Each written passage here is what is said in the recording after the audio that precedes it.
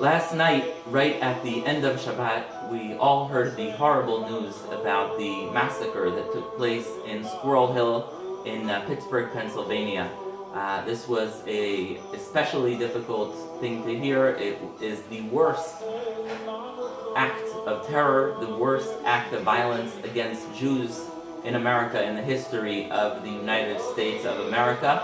For me personally, it's especially difficult as well because my grandfather, Rabbi Baruch Pupko, served as the rabbi in Squirrel Hill for more than 60 years and had, only good experiences with the people, Jewish, not Jewish. Everyone was outstandingly kind and gracious, and there was a strong bond of brotherly neighboring in this area. And at the same time, to see where we've come to is very difficult. And clearly the motive for this heinous act is anti-Semitic, and so I just wanted to say a few things about how to respond to anti-Semitism. And that is, number one, anti-Semitism is hate against the Jews, but as Rabbi Sachs puts it, hate against the Jews never ends with the Jews.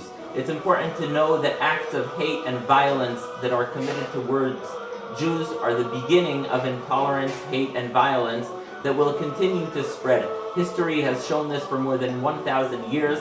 Violence that starts with Jews never ends with Jews. Hate that starts with Jews never ends just with Jews. So it's important that not just Jews fight this scourge of anti-Semitism, but that everyone make sure to fight anti-Semitism. The second takeaway message is that you can never, ever reason with anti-Semitism. People hate Jews because they are too socialists. People hate Jews because they're too capitalists. People hate Jews because they don't have a country of their own. People hate Jews because they have their nation state, the country of their own. The murderer yesterday said that he was killing those Jews because they supported immigration, and there are others who hate Jews because they are against immigration.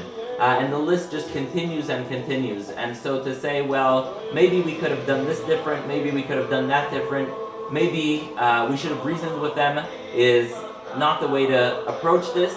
Hate is hate, and hate against Jews will always find its excuse and what to blame the Jews for. So to see people engage in some kind of soul searching, or maybe we should have done this different or that different, is not necessary. What's important to recognize is that this is hate, and that we need to fight hate, and that we need to take it head on and take all measures and precautions to fight hate. The third takeaway is that Jewish communities need to do more to fight for themselves and stand up for themselves, whether it's politically or making sure that they have the proper security or any organizational way, but it's important to make sure that Jews are prepared to defend themselves. Law enforcement in the United States is outstandingly dedicated and good and kind and professional, and yet at the same time we also need to put in our part.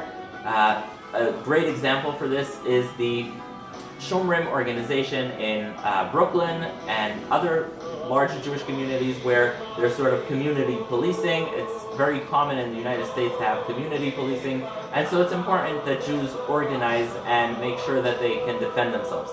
Lastly, recognize friendships. While this person who committed this horrible crime in Pittsburgh was a horrible person, a violent person, a hateful person, and there are many other people like him, the vast majority of Americans are kind, gracious, tolerant, nice people who really are outstanding allies and partners in fighting hate and violence and making a better future for all of us here. So it's important that we take this time not only to recognize the threats, but to recognize the friendships, the people who stand with us, the people who are there to fight hate, and to build these partnerships.